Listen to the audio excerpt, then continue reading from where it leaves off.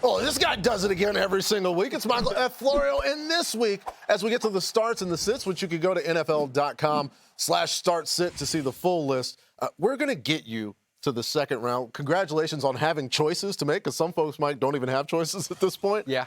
Let's start with the starts at the quarterback position. All summer, all year long, I have been pounding the table for my guy, Jayden Daniels, and you are crazy if you think I'm going to change in the fantasy playoffs. You go with who brought you there, especially when it is Jayden Daniels, who in his last 2 games, 29 fantasy points per game, 5 passing touchdowns, 2 rushing touchdowns. It is amazing that once this rib injury was behind him, he started to look like Jayden Daniels again. In fact, only Lamar Jackson has more 19-point fantasy games this season. And the Saints, they've allowed a lot of points this year and the 5th most yards. So yeah, you're starting Jayden Daniels. And I know Kyler Murray has been very up or down this season, but I think this is a week where you got to go and get him into your lineup. The Patriots have allowed 5 top 10 fantasy quarterbacks this season. They've given up the 2nd most passing touchdowns since week 10, and they've allowed the most fantasy points per game to quarterbacks in the last month. We've seen some really big games, and what I like is in their last game, Anthony Richardson ran all over them, so hopefully Kyler Murray could use his legs to his advantage against them as well. But the upside to me is too high to get away. Yeah, it'll be great to see Kyler get back into having a good game. A rough stretch as of late for the Arizona Cardinals. A rough stretch for a lot of fantasy football teams with the buys last week. Had to make some questionable starts, some at the quarterback position, but you have a sit for a guy that some folks were waiting to get back. Yeah, you didn't have him last week. I wouldn't plan on having C.J. Stroud this week either in your lineups, because he has been a QB1 just twice all year. The last time was in week 4. And in his last 9 games, his average finish is QB21. He has averaged just 11 fantasy points per game since week 7. And the Dolphins, they've been a little bit of a better matchup as of late, but on the year, they still allowed the 3rd fewest fantasy points per game to quarterbacks. And Josh Allen is the only quarterback to finish top 10 against them. So yeah, there's a lot of quarterback options that I would rather play over C.J. Stroud this week. A rough one for folks who waited to get C.J. Stroud back. Now they have to consider putting him on the bench. Let's go to the running back position. Who are we starting? There's a theme in this week's starting cinema. I'm just sticking with guys I like and that I've been backing all year, and James Conner is one of them. He has taken me to the playoffs in a number of leagues, and if you have him, just keep riding with him. The floor and upside is so safe. He is not game script dependent, as he has 7 games this year with 20 or more touches. And it's a good matchup. The Patriots, 6th most rushing yards allowed to running backs. They've allowed a top 13 fantasy running back 7 times, and they've given up the most receiving touchdowns in the last month. And that comes into play because James Conner just caught a receiving touchdown. He is a target that Kyler Murray likes to throw to, even when he's not running the ball. All right, so the floor looking good for James Conner. For what running backs is the floor more lava-esque right now? Najee Harris has kind of been all floor as of late, and now he gets a really tough matchup. Look, since Jaylen Warren returned and has been healthy in the last 5 games, Najee Harris has topped 14 fantasy points just once, and he has been very touchdown dependent because Warren is taking away so many of those valuable targets. Now he gets the Eagles, who've allowed just 5 rushing touchdowns to running backs all season and the 5th fewest fantasy points per game. Not a must-sit. Depends on your options, but if you have another option, I would get away. And the same thing goes for DeAndre Swift, who has scored single-digit fantasy points in 4 of his last 5 games, averaging less than 10 fantasy points per game in that span. And in his last 3, fewer than 40 rushing yards. You always have to worry about another one of the running backs taking the goal line touches. And now he gets the Vikings, who not only held him to under 10 fantasy points 2 weeks ago, they've given up the 2nd fewest rushing yards and just 6 touchdowns to running backs. So, yeah, I'm trying to sit DeAndre Swift right. My DeAndre Swift teams didn't make the playoffs, so I don't have this problem. But if you did, I would try to sit him. Or maybe you got a first round bye and you don't have to worry about it coming up. So Mike says go with the guys who brung you. Marcus, let's get some guys who the waiver wire might be able to bring us. Yeah, let's find out some fantasy playoff sleepers here in Week 15. And we're going to start with some quarterbacks and running backs. And we will start with a teammate of DeAndre Swift, Caleb Williams with the Chicago Bears. It's been an up and down ride for the Bears rookie this year, but generally he has had success in positive matchups. This is a good one for him. 2nd best fantasy performance this year for Williams came against the Vikings in Week 12. In that game, he had 340 passing yards, a pair of touchdowns, got you nearly 27 fantasy points. The Vikings, maybe not a lot of touchdowns that they're giving up, but they do give up a lot of yards through the air. Third most passing yards allowed. I think that Caleb can sort of back up his performance in Week 12 with another good one here in Week 15. Then over to running back.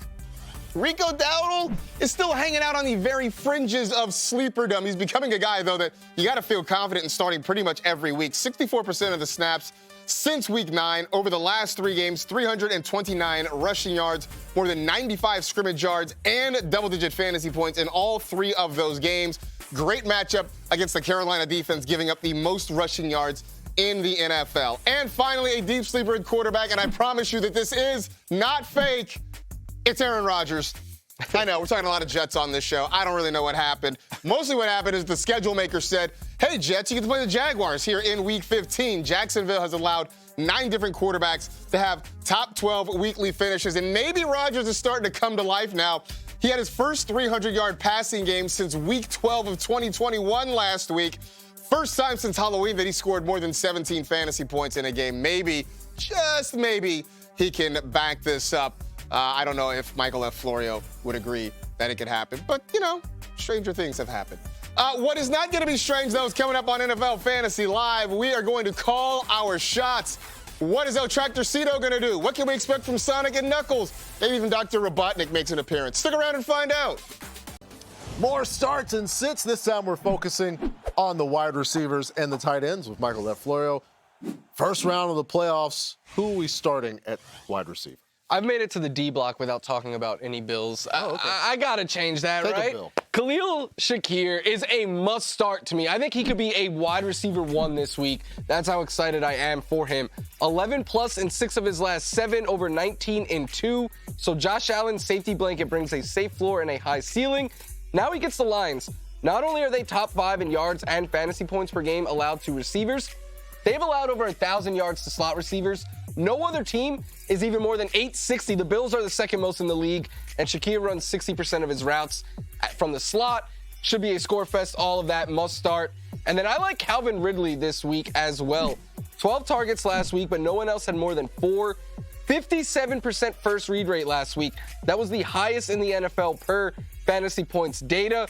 15 fantasy points per game in his last 7, but I think he could build on that this week against the Bengals, who've allowed a whole bunch of big days to wide receivers as of late, and they score plenty of points, so I think game script should be in Calvin Ridley's favor. All right, a guy we previously discussed, I want to try to squeeze him into your starts here because he's rostered in 95% of NFL.com leagues. That is Deebo Samuel. We've been waiting. Are we starting Deebo? I have Deebo as a sit this week because it's just gone from bad to worse for him.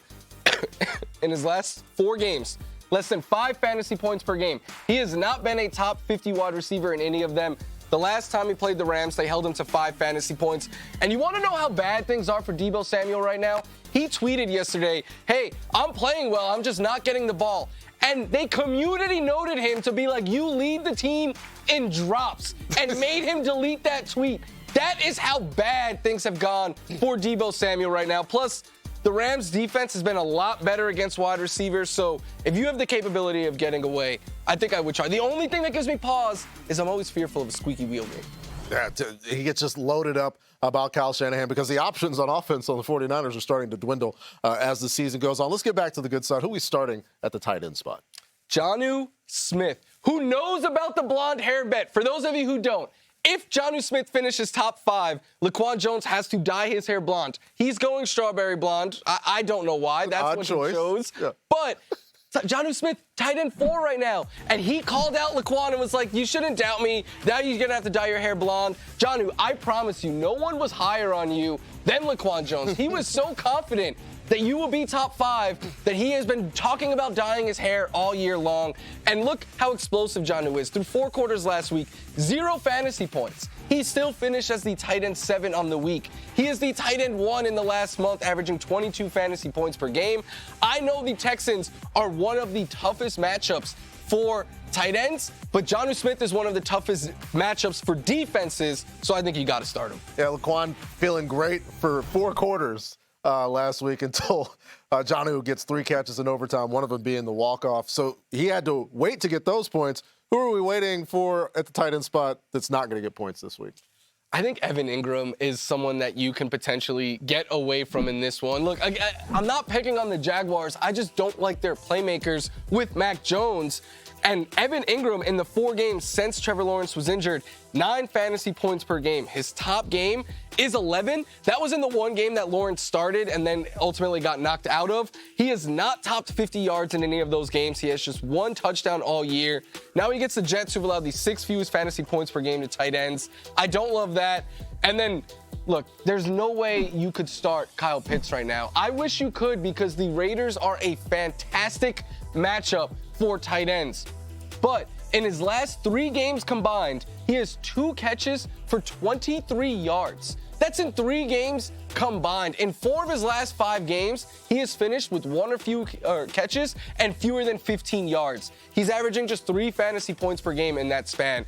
All he is right now is name. His quarterback is struggling. He is struggling. You saw there the ball went through his hands and hit him in the chest. I was like, come on. I needed all the fantasy points I could get out of you last week. And my Pitts teams have just cratered, as I'm guessing a lot of yours has. But if you survived, don't do this to yourself. Get away. We've tried for a very long time. It's apparently just not happening. So who can it happen for? Deep sleepers for the playoffs, Mark. Yeah, let's figure it out. We got some pass catchers involved. Side note, this tells you how tough it is on the internet when a guy named Debo is getting bullied by community notes. This is where we are right now. Meanwhile, another guy who's probably not going to get bullied, at least I don't believe so, is Keenan Allen. Now, DJ Moore is the wide receiver 1 in Chicago. Right now, it's Keenan Allen and Rome Odunze who are battling for that number 2 option. This week, it feels like it's going to be the veteran. He is running 52% of his routes from the slot. The Vikings have allowed the 3rd most completion and 5th most receiving yards to slot targets. One of Allen's better games this season came in week 12 when he had 9 catches for 86 yards and a touchdown. That was almost 24 fantasy points against the Vikings. I think he backs that up this week. Over to tight end. I'm going to keep it a buck with y'all. It is a bad week for tight ends, especially of the sleeper variety. But we're going to try to make fetch happen with Noah Gray. I know everybody who has Travis Kelce is probably sick to their stomach right now because he keeps showing up at the worst possible moments. Gray is actually tied for the team lead in receiving touchdowns, 4 straight games with 4 receptions, going against a Cleveland defense that over the last 4 weeks has given up the most fantasy points to tight ends. The caveat to that is that 41 of those points came from Taysom Hill, but you did have a couple of good Pat Freiermuth games in there as well. So Noah Gray, maybe some sleeper vibes this week.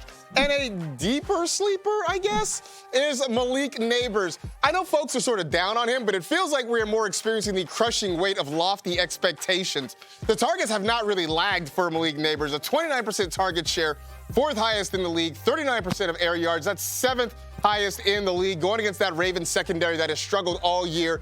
Regardless of who the quarterback is, this feels like a chance for Nabers to bounce back, maybe even score his first touchdown in a long, long time. When we come back, if you drafted Tank Dell earlier this season, you were probably flexing.